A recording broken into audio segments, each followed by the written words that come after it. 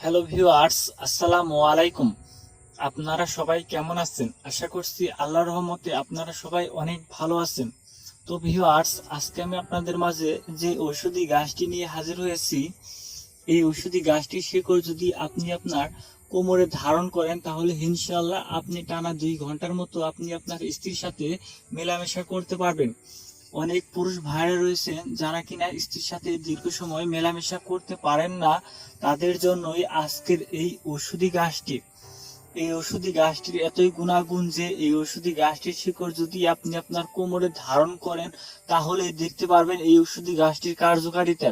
তো বন্ধুরা, এই ঔষধি গাছটির শিকড় আপনার কোমরে ধারণ করার সাথে সাথেই আপনি কার্যকারিতা পাওয়া শুরু করবেন। তো ভিউয়ার্স, আর বেশি কথা না বলে এই ঔষধি গাছটির সাথে আপনাদেরকে আমি পরিচয় করে দিচ্ছি।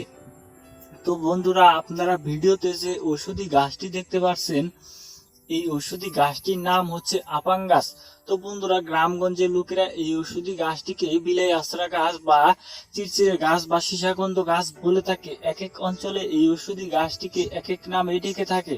তো বন্ধুরা, আর বেশি কথা না বলে এই ঔষধি গাছটির শিকড় আপনি আপনার কোমরে কিভাবে ধারণ করবেন আপনাদেরকে আমি নিয়মটি বলে দিচ্ছি। প্রথমে আপনাদেরকে এই আপাং গাছটি আগে খুঁজে বের করতে হবে। তো বন্ধুরা, এই আপাং গাছ আপনারা বিভিন্ন রাস্তাঘাট বা বিভিন্ন জঙ্গলের আশেপাশে যদি একটু খোঁজ করেন বা আপনার এলাকায় যদি না পান তাহলে আপনি অন্য এলাকায় একটু খোঁজ করবেন, দেখবেন যে অবশ্যই আপনি এই ঔষধি গাছটি আপনি পেয়ে যাবেন। এই ঔষধি গাছটি পাওয়ার পর আপনাদের এই ঔষধি গাছটির শিকড় তুলে নিতে হবে। তো বন্ধুরা, অবশ্যই মনে রাখবেন এই ঔষধি গাছটি কিন্তু আপনাদেরকে শনিবার অথবা মঙ্গলবার দিন এই ঔষধি গাছটির শিকড় তুলে নিতে হবে।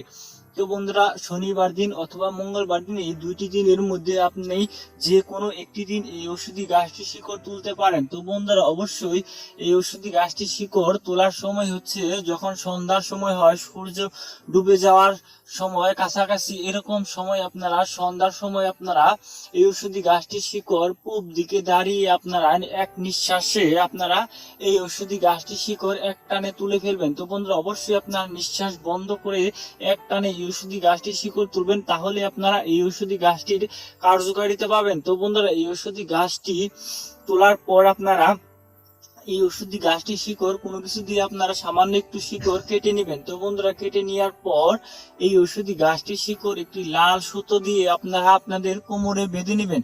তো বন্ধুরা, বেঁধে নেওয়ার পর আপনি যখন আপনার স্ত্রীর সাথে সহবাস করতে যাবেন তখন আপনি আপনার এই শিকড়টি আপনার কোমরের মাজার উপরের দিকে রেখে আপনি সহবাস করবেন। দেখবেন যে টানা 2 ঘন্টার মতো আপনি আপনার স্ত্রীর সাথে সহবাস করতে পারবেন।